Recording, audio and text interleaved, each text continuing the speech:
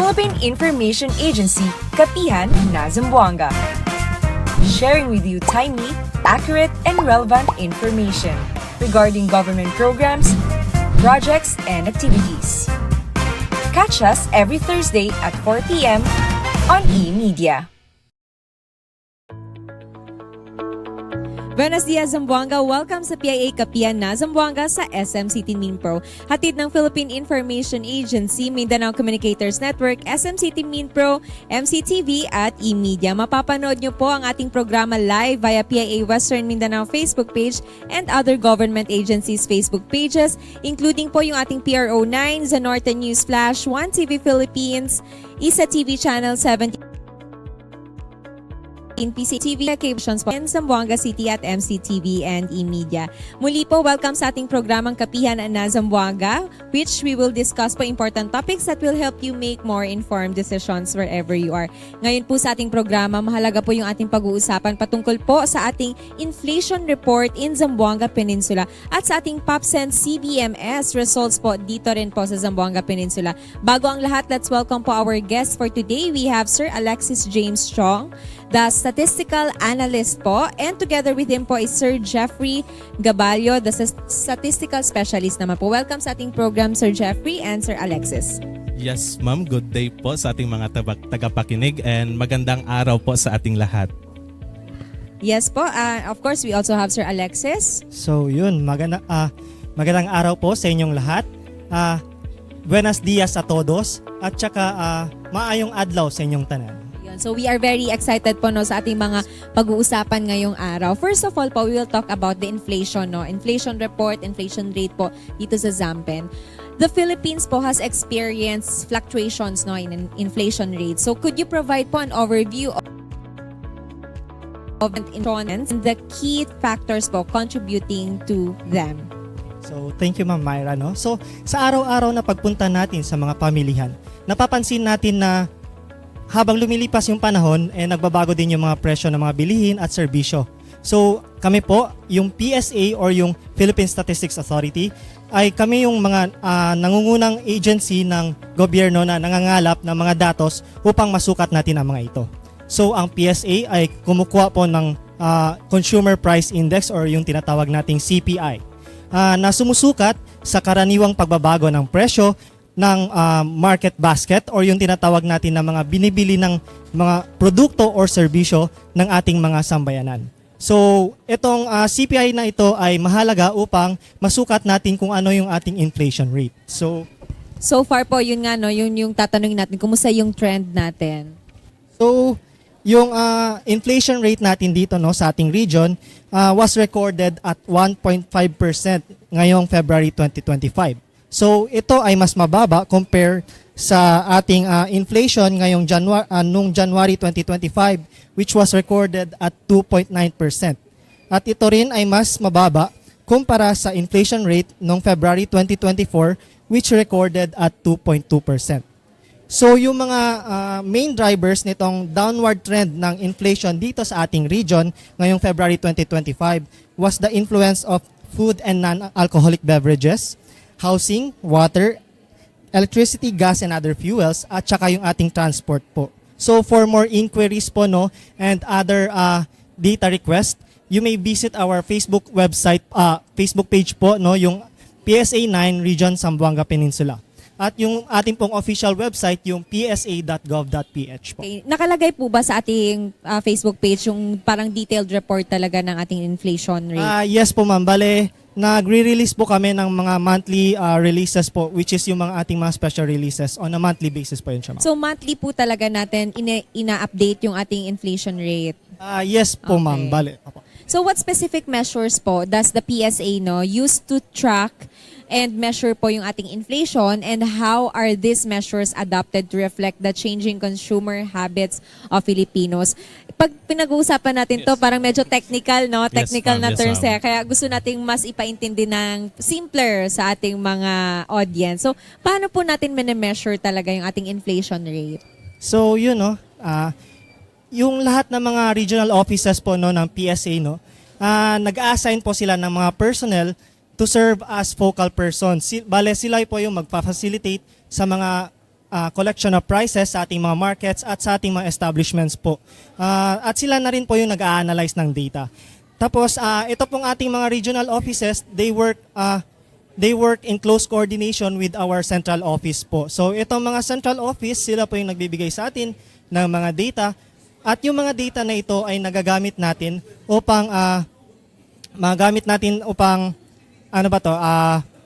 magkaroon tayo ng basis sa paggawa ng ating mga special releases at yung ating po mga infographics upang mas mabigyan ng information yung ating public.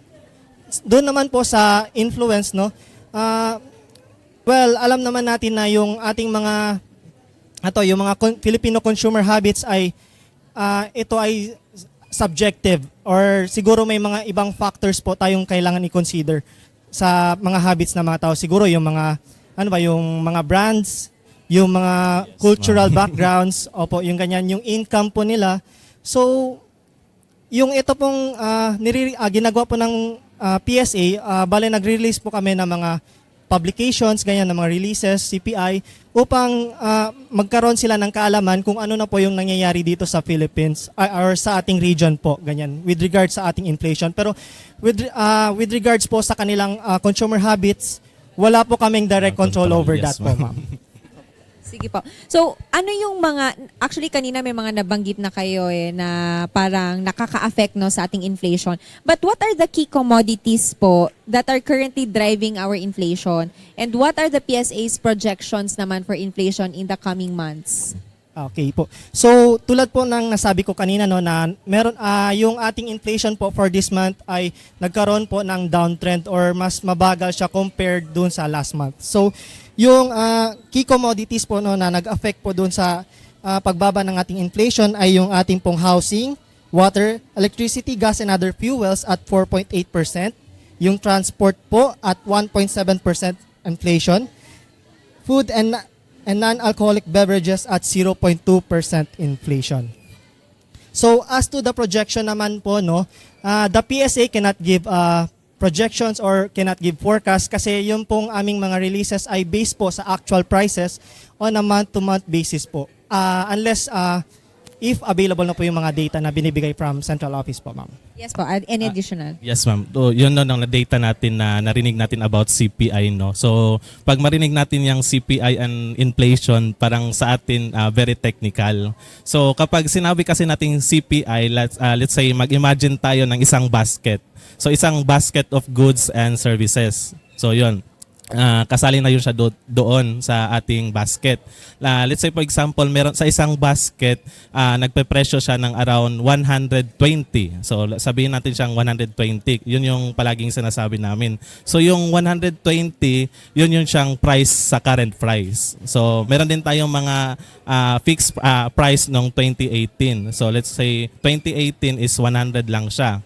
So 100 siya nung 2018, pagdating ng this year is 121, let's say na siya. So yun yung increase niya. So yun yung measure ng CPI. So kapag ganon, so may-measure natin yung inflation, so i-base natin siya or i-compare natin siya same month with the last year. So tumaas siya. So, yun siya. So, kasali din yan. So, pag meron tayong CPI, meron din tayong inflation rate, meron din tayong yung purchasing power of peso. So, yung value ng peso natin way back 2018. So, parang 1 over CPI lang natin siya. So, parang more on computation siya, 1 over 120.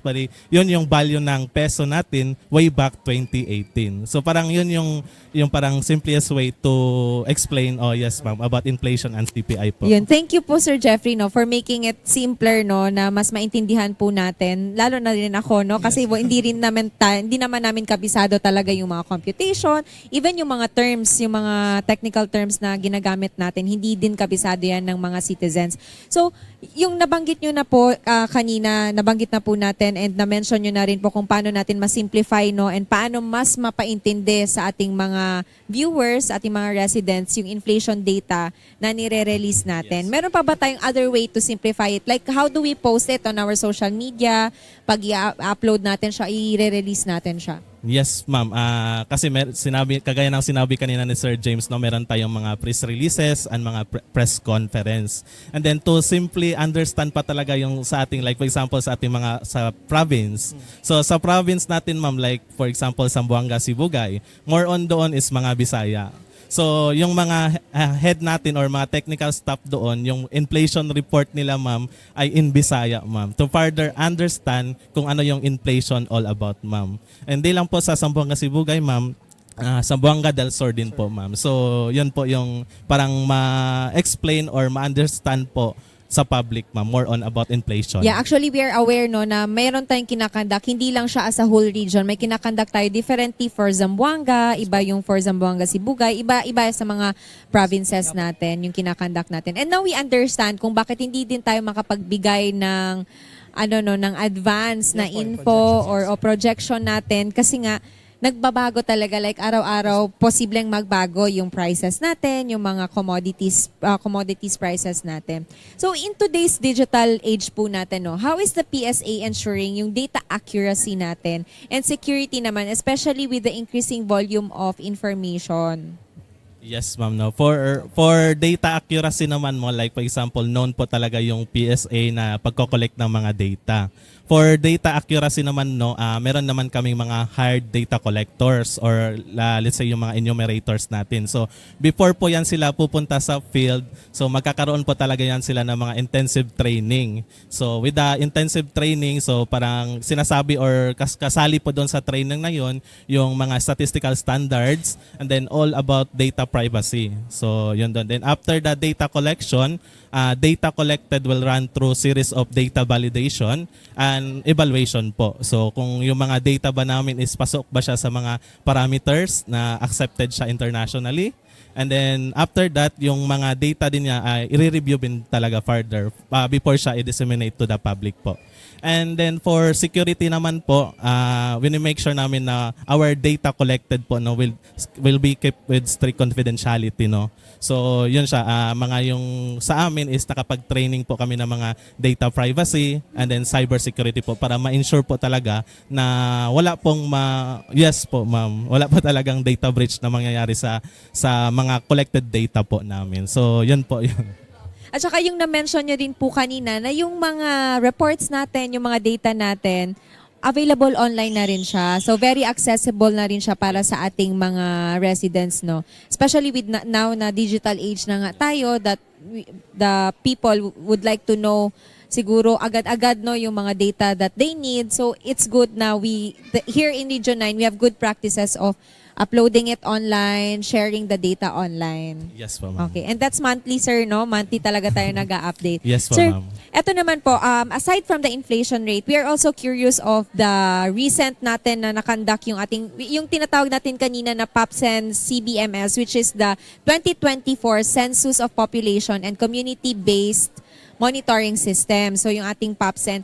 Could you give us an overview po kung kumusta na po ito and yung primary objectives niya po talaga, bakit tayo nagsagawa nito? I think last quarter of the year 2024 natin siya sinimulan. Yes po, ma'am. No. So, yun, no, known din talaga yung PSA. For example, PSA, known siya sa pag-issue ng mga birth certificate and other issuance of civil registry documents. No. And then for information of everybody, no, ang PSA din po ay nagakandak ng mga censuses. No. So, kagaya ng na-mention, yung 2024 POPSEN CBMS. No. So, ito po yung mid-decade Census of Population, ma'am. No. But this time is integrated siya with community-based monitoring system. So, yun siya. So, community-based monitoring system. So, meron po tayo dito mga objectives no na nakasali dito. Like for example, for 2024 POPSEN CBMS, it will be able to update the inventory of total population in the Philippines. So, yun, kasali din yun. And update the list of beneficiaries of government social protection programs, thereby reducing leakages. So, yun, no? And then update of the number of eligible voters in time for the 2025 midterm elections and the 2025 Bangsamoro Autonomous Region in Muslim Mindanao. And then update the distribution of shares of local government units in the national tax allocation and aid in the implementation of the recent signed Republic Act 11964 or the Automatic Income Classification of Local Government Units Act, and aid in the efficient use of government resources. So, yun, na-mention ko yung POPSEN kanina. Kung ano naman yung CBMS. So, ang CBMS naman, it entails a census of households and generation of data at the local level, which serves as a basis in targeting beneficiaries for government programs geared toward poverty alleviation and economic development. So, yun po yung sagot doon, ma'am. Ano yung pagkakaiba niya po, Sir Jeffrey, sa sinasagawa nating regular census every 5 years?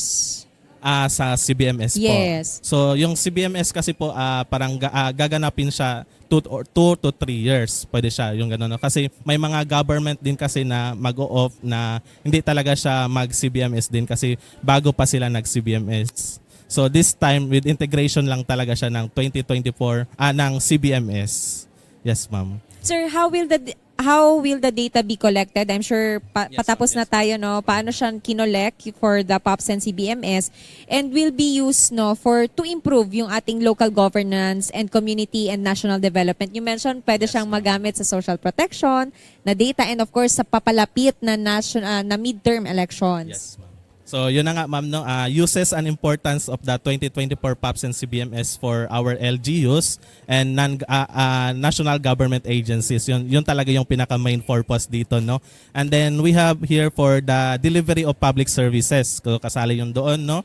And then, allocation of resources. And then revenues and infrastructure. So kung ano yung mga makukuha natin na data doon kasi meron din tayong mga ginagawa na geotagging sa ating census. And then identification of location of beneficiaries for local development programs. So kasali din po yun siya doon, no? And then formulation of LGU and NGA policies and plans, like for example for our children, youth, elderly, women, persons with disability, and among others. And then we have here also to develop monitoring and improvement of programs and processes. Then tracking progress and local data governance. So kapag mayroon tayong mga data na pwedeng ipakita sa ating planning, so mas mabuti talaga yon. So meron din tayong monitoring of status of their constituents and area of jurisdiction. And then we have also providing inputs to monitor and evaluate the Philippine Development Plan and monitoring the country's attainment of sustainable development goals. So itong sustainable development goals, no, is very issue din to siya, no, and then marami din talagang studies na kailangan gawin dito for the improvement of our nation. And then we have also here the creation of conversion of political and administrative units, like for example for our barangay, city, municipality, and province, as well as for the region and the nation. For other than that, ma'am, no, meron din naman tayong purpose for for business and industry. So kapag sa business naman and industry uses ng POPS and CBMS, it will have identification of sites for establishing business. Kasi nga meron din tayong ginagawang geotagging. And then we have also determination of consumer demands for various goods and services. Meron din namang improvements of supply of labor for the production of distribution of goods and services. So napakarami Yes, niya ma'am. ano, no, Uses, ma'am. yung uses niya sa data collected natin, marami na siyang magagawa. Yes po, based ma'am. from the isinagawa nating POPSEN na CBMS. Yes, ma'am. Sir, how about po, I know nga napatapos na siya, no? Kumusta po yung may challenges po ba na nakita during the process of the census? And so far po, kumusta yung ating safeguarding, no, ng ating mga data collected? Yes, ma'am. Sa lahat naman ng project, no, hindi natin siya maiiwasan yung mga challenges, no. So like yung time constraint, yung mga budget constraints naman, pero all of that is malalampasan din naman, no. So currently, no, ongoing, may mga areas pa din tayong mga sinasaturate na i-collect na data, like for example dito sa Zamboanga City, pero very small area na lang po yan. And then kung ano yung mako-collect na data is ongoing naman or continue naman yung process, like yung pagpa-process ng data through data processing system namin. So yun, no, for the safeguarding naman, no, We all know that all personnel involved in the POPs and CBMS, no, kaya kailangan namin siyang i-keep in strict confidentiality of any information obtained na nakuha namin doon sa POPs and CBMS, whether it is establishment or personal or mga individual information. And then for information, yung POPs and CBMS natin ngayon ay first time po na gumamit kami ng tablet. Kasi from previous years po or mga previous, yes ma'am, paper-based po. Parang directives na rin po ng mga heads namin para easily and direct or fast yung pag-transmit ng data namin sa ating national server. So yun, no?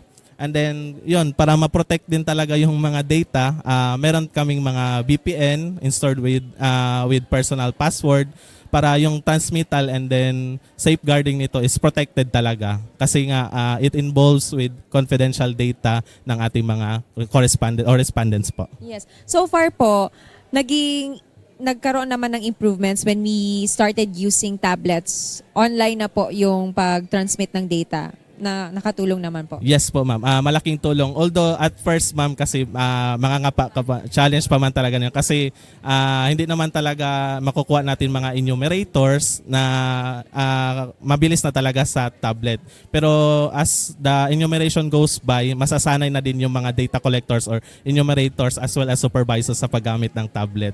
Yun naman talaga yung pinaka main purpose na pag masanay na sila, na stored na yung data, yung transmission or pag-transmit ng data is mapabilis na po, and then yung tabulation niya is mabilis na po siya, and then sa results naman po mabilis namin makukuha yung results. Okay. Speaking of the results, sir, do we have timeline na po ba para sa ating release of the results of the 2024 POPs and CBMS, and how will the public be able to access the information or the data collected? Yes ma'am. So since dalawang major project or dalawang census, yung census natin ngayon is yung Census of Population, and then we have community-based monitoring system. So expected po na yung dissemination or release nito is separate po sila. So yung Census of Population naman po, yung timeline, based sa aming timeline po ay dapat makapag-submit kami doon sa NEDA yung counts ng population for endorsement sa ating presidente po. So it will be on March 31. So kailangan makapag-endorse na kami na NEDA by March 31 po. And then for the final results of population counts naman po, alam naman natin from previous census din and Census of Population na yung final counts ng population natin, it will be released through proclamation of our presidents po. Then by that on, yung mga data natin is accessible na po siya sa mga website po natin like sa PSA. So then the general public can access to that data po. So that's good to hear po, no? Thank you for sharing that, Yes Sir po, Jeffrey. Kasi ma'am. yun nga, gaya ng nabanggit nyo, marami siyang uses, yung data na makukuha natin from the CBMS and the POPSEN. And I'm Yes sure po, ma'am. makakatulong din ito sa mga other national government agencies natin, especially the local government units, Yes in po, ma'am. implementing their programs for the year 2025 and the following years to Yes po, come. ma'am. Opo. Yes ma'am. And to add on na lang po, kasi meron din yung data turnover ng ating mga CBMS. So the data turnover kasi ito turnover namin yan siya sa ating mga LGUs.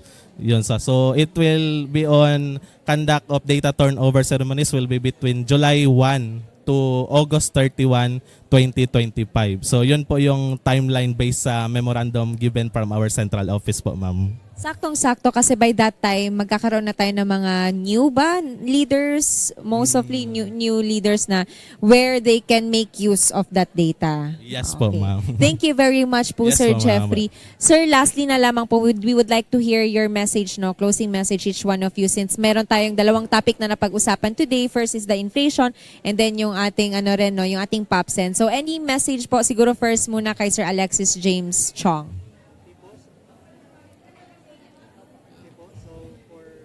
Additional datas or request of datas po, you can draft a letter po addressed to our regional director, RD Mutuan WS Pamaran, and also you can visit our database website, yung ating pong openstat.psa.gov.ph po for additional datas po. Yun na po. Thank you.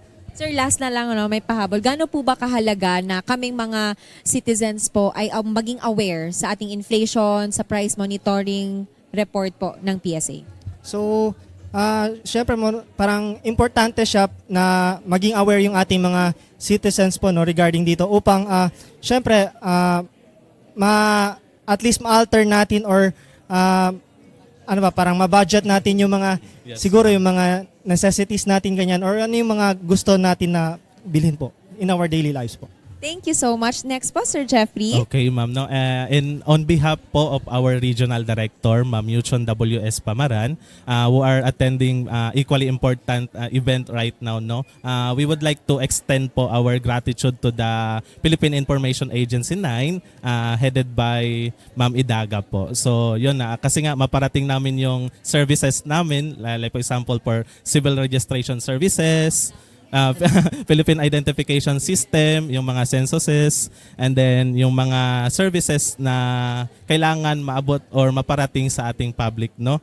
And then also, we would also like to extend our gratitude or yung seeking support po sa ating regional line agencies, yung mga academe, yung mga sample establishments, sample households na continue po natin i-support ang PSA sa pag-collect ng mga iba't ibang data na kailangan namin sa aming mga surveys and censuses po, ma'am, no? And then, kagaya nga yung sinabi ni Sir James kanina, no, yung mga hindi pa po na nakapag-register sa ating national ID, ma'am. So, yun, no, yung pwede po tayong pumunta sa aming office po, no, located po at Dagdag Building, Baliwasan po, front lang po siya ng Baliwasan Central School. So, pwede po silang pumunta doon. And then, yes ma'am, meron din kaming registration sa Southway Square po, ma'am. So, pwede po silang pumunta doon from Monday to Saturday po. Then, again po, we would like to thank you po talaga sa PIA for this opportunity po, ma'am. Thank you very much po. And siguro, idagdag ko na lang po, no, para sa kaalaman din ng ating mga manonood, na yung ating mga PSA ID, makikita na nila online. Kasi I'm sure yung iba, hindi pa po nila natatanggap yung kanilang physical cards na ID. So they can view it online. Na-amaze nga po ako na you can view it online as long as you have your data. Syempre, full name, your birth date, ay pwede nyo siyang ma-access online. So makikita nyo yung parang front and back na ID ninyo online sa PSA.gov.ph. National ID. Parang meron yung national ID.gov.ph. Pati yung application din na e-gov ba? Sa e-gov. Yes, yun talaga, the easier access is sa e-gov natin para dun din makita nila yung mga other government agencies programs. Thank you very much po once again. Yes po, ma'am. Thank you. Napaka informative no ng ating episode ngayong araw. Siguro yung iba medyo nahihirapan nga sa pag-intindi kasi very technical siya, but napaintindi po sa atin in simpler terms ng ating panauhin ngayong araw. That's why we would like to thank po yung ating Philippine Statistics Authority. Thank you very much. In Region 9, represented by, of course, Sir Jeffrey Gabalio, the Statistical Specialist, and Sir Alexis James Chong, Statistical Analyst naman. Thank you very much po. Thank you po, ma'am. Thank you. And thank you very much again sa ating mga panauhin.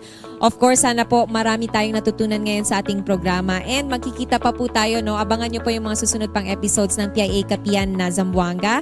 With that, we would also like to thank the following sponsors. We have Dunkin, Karimadon, Camiseta, and Penguin, all available here at SM City Minpro. Abangan nyo po ang mga susunod pang episodes natin sa ngalan pong muli ng PIA Director General Catherine Chloe De Castro and PIA Regional Director Ms. Noemi Edaga. Ito po si Myra Espinosa. Muchísimas gracias. Philippine Information Agency, Kapihan na Zamboanga. Sharing with you timely, accurate, and relevant information regarding government programs, projects, and activities. Catch us every Thursday at 4 p.m. on eMedia.